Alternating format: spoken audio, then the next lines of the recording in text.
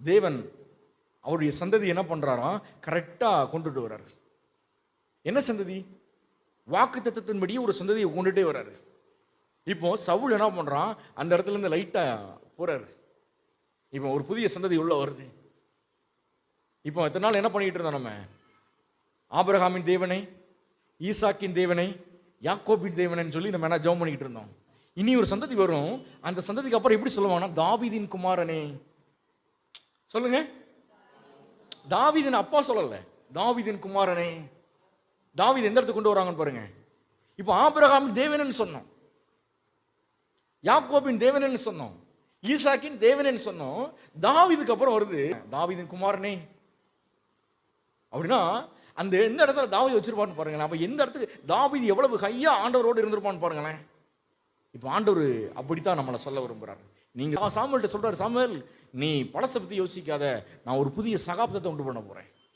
பழசு வெறும் கதை, அடுத்து ஒன்று வரப்போகுது, அது வரலாறு. சொல்லுங்க, ஒன்றை தேவன் என் வாழ்க்கையில் சரியாக ஆரம்பிப்பார், சரியாக முடிப்பார். கீழே சொல்லுது, அதற்கு சாமுவேல் நான் எப்படி போவேன், நான் எப்படி போவேன்? சவுல் இதை கேள்விப்பட்டான் என்றால் என்னை கொன்றுவான்.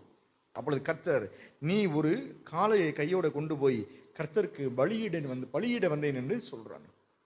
ஆண்டவருடைய லீடர்ஷிப்பையும் அவருடைய மென்டாலிட்டியும் பாருங்க. அவர் சொல்றாரு, கண்டிப்பா பிரச்சனை வந்துடக்கூடாது, நீ என்ன பண்ணு, ஒரு காளையை கையோடு எடுத்துட்டு போயிட்டு நீ பலியிட வந்தேன்னு சொல்லி, பலி கொடுக்க வந்தேன்னு சொல்லு. ஈசாயை பலி விருந்துக்கு அழைப்பாயாக. இந்த ஈசா யாருன்னா தாவீதுடைய அப்பா. இப்ப என்ன பண்ணு, ஈசாயை பலி விருந்துக்கு அழைப்பாயாக. ஆனா இங்க ஆண்டவரே ஒரு பேட்டன் கொடுக்குறாரு. நான் சொல்றேன், உங்கள் வாழ்க்கையில் ஒன்றை செய்வதற்கு தேவனை முன்னாடி வந்து ஒரு பேட்டன் ஆண்டவர் தயார் பண்ணி வச்சிருக்கிறார். அல்லேலூயா. கீழே சொல்றாரு, அழைப்பாயாக, நீ அப்பொழுது நீ செய்ய வேண்டியதை நான் உனக்கு அறிவிப்பேன். அங்க ஜனங்கள் அறிவித்தார்கள், எங்களுக்கு ஒரு ராஜா இப்படியெல்லாம் இருக்கணும்னு சொல்லி. அங்கு ஜனங்களும் சாமுவேலும் பேசினார்கள். இங்கு தாவீது ராஜாவாகுவதற்கு சாமுவேலும் தேவனும் பேசிக் கொண்டிருக்கிறார்கள்.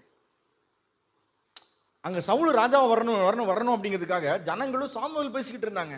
இங்க தாவீது ராஜாவாகுவதற்கு தேவனும் சாமுவேலும் பேசிக் கொண்டிருக்கிறார்கள். ஆண்டவர் சொல்றாரு, நீ பயப்படாத, நீ போ, பலியிடுற மாதிரி போயிரு. நீ அங்க உனக்கு என்னெல்லாம் செய்யணுமோ அதை என்ன பண்றேன், நான் உன்னை கைட் பண்றேன். நான் உனக்கு சொல்லுகிறவனை எனக்காக அபிஷேகம் பண்ணுவாயாக என்றார். அங்க ஜனங்களுக்காக அபிஷேகம், இங்கள் தேவனுக்காக ஒரு அபிஷேகம்.